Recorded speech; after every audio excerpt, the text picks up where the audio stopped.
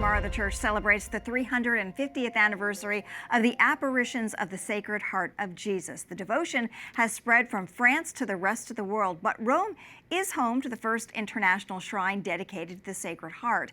EWTN Vatican journalist Bénédicte Cedergren has more. 350 years ago, in the small town of Paray-le-Monial in central France, Jesus revealed his Sacred Heart to Saint Marguerite Marie Alacoque and invited all to respond to the love of a heart wounded by human ingratitude.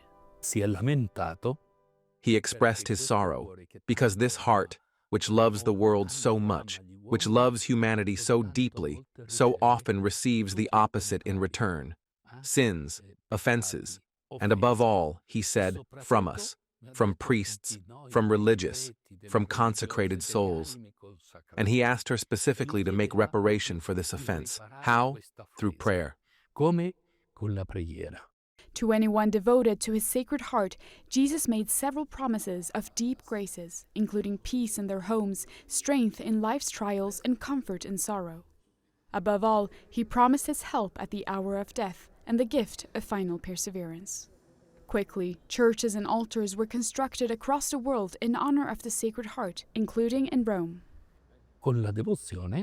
With this devotion, the first church to the Sacred Heart of Jesus in Rome was built with the intention that, from here, the center of Christianity, this devotion could be spread throughout the whole world.